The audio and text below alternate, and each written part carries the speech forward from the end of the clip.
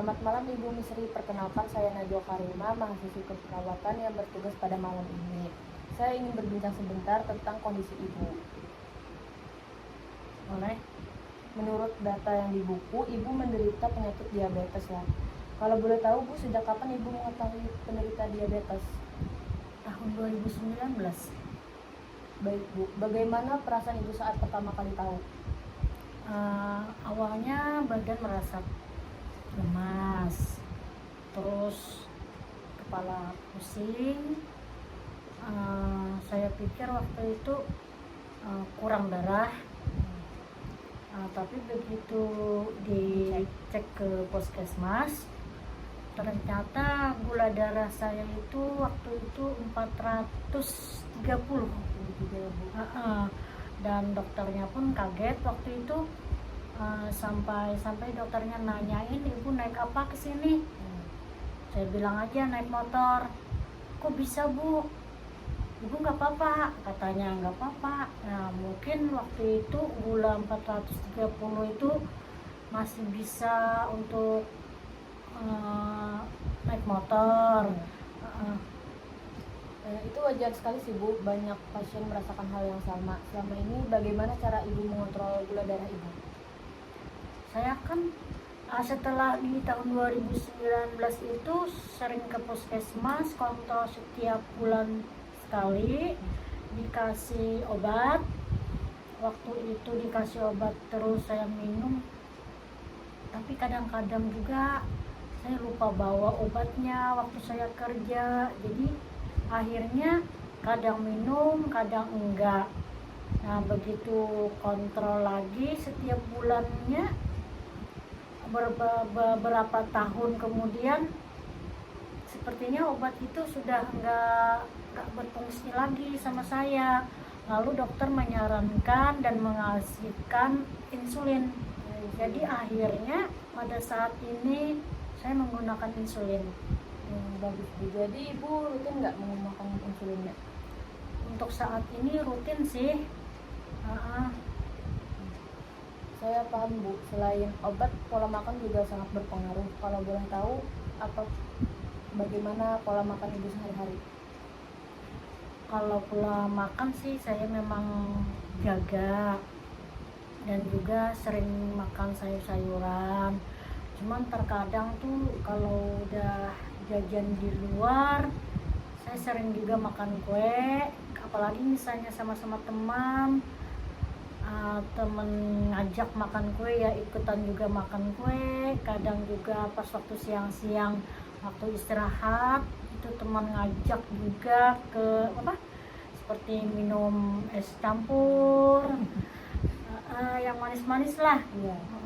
Baik Bu, sesekali sih wajar ya Bu, tapi kalau terlalu sering juga bisa buat gula darah Ibu naik. Ibu bisa mencoba membatasi porsinya atau mengganti dengan buah segar gitu Bu, yang lebih aman menurut Ibu. Bisa dicoba begitu. Boleh sih ya, biasa juga pernah kayak gitu. Tapi kadang yang namanya praktis ya, siap saji. Jadi akhirnya kadang beli aja langsung kayak jus kan. Padahal kalau sebenarnya itu mending kita makan buahnya langsung aja, nggak dikasih susu, kasih gula. Sebenarnya cuman itu tadi, kadang ingin yang praktis lah, langsung beli jadinya. Kalau soal olahraga Bu, bagaimana Ibu Misri? Apakah sempat berolahraga? Kadang-kadang juga sih. Kadang-kadang kan habis kerja itu misalnya ada waktu, saya bisa jalan kaki sekitar setengah jam atau 1 jam. Tapi itu pun kadang-kadang 1 minggu bisa 1 kali, dan malah kadang 1 minggu bisa nggak ada sama sekali. Tapi kadang-kadang 1 minggu 2 kali juga bisa. Jadi nggak tentu, tergantung sikon aja. Kalau untuk gejala lain Bu, apakah pernah mengalami kesemutan di tangan atau di kaki, atau matanya buram, atau luka yang lama sembuhnya gitu Bu? Iya, waktu dulu itu sebelum suntik insulin yang hanya menggunakan obat diminum aja, itu memang kesemutan. Mungkin waktu itu saya nggak rutin minum obatnya, jadi bisa ada kesemutan, kadang enggak. Tapi setelah menggunakan insulin ini rutin, nggak ada lagi kesemutan. Baik Bu, itu memang salah satu efek diabetes. Maka penting untuk Ibu menjaga gula darah Ibu agar tetap stabil. Nanti kalau gejalanya sering muncul, segera lapor dokter aja Ibu sih. Ya. Sebelumnya Bu, apakah ada riwayat penyakit lain atau tindakan medis yang pernah dijalani? Kalau riwayat penyakit lain nggak ada, tapi kalau medis waktu itu saya pernah ada benjolan di leher. Itu karena lantaran selama 3 bulan berturut-turut saya nggak memakai obat-obatan. Tapi begitu 3 bulan benjolan muncul karena tidak memakai itu. Jadi akhirnya dokter mengambil tindakan untuk operasi. Berarti Ibu sudah cukup banyak melewati proses pengobatan ya Bu ya. Bagaimana perasaan Ibu setelah operasi itu? Setelah operasi, alhamdulillah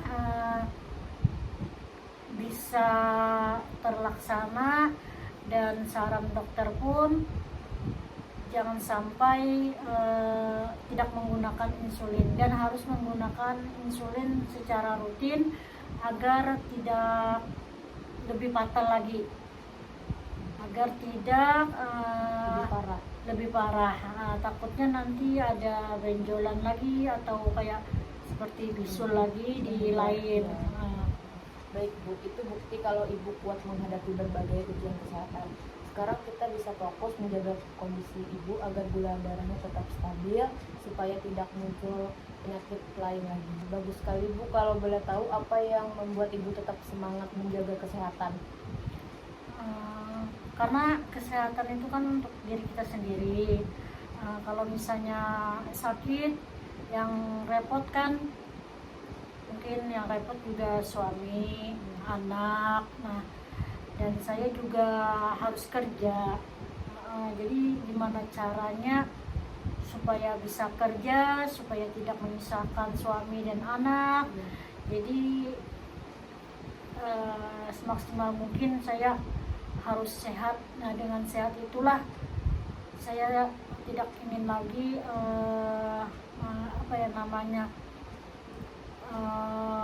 Ada operasi lagi?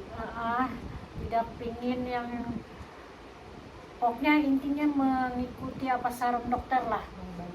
Tidak pingin mengabaikannya lagi. Seperti yang dulu kan saya kadang-kadang minum obat, kadang-kadang enggak. Sekarang setelah operasi itu saya rutin untuk insulinnya.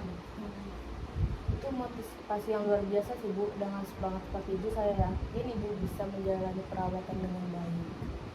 Jadi Bu Misri, hari ini kita sudah berbincang mengenai pengalaman Ibu dengan diabetes, penggunaan insulin, pola makan yang perlu lebih dijaga, terutama mengurangi makanan manis, sama olahraga ringan. Saya kagum dengan semangat Ibu untuk tetap sehat dan mandiri. Saya ikut senang mendengarnya. Semoga Ibu selalu diberi kesehatan dan bisa terus beraktivitas dengan baik. Terima kasih atas waktunya Bu. Terima kasih juga Sus.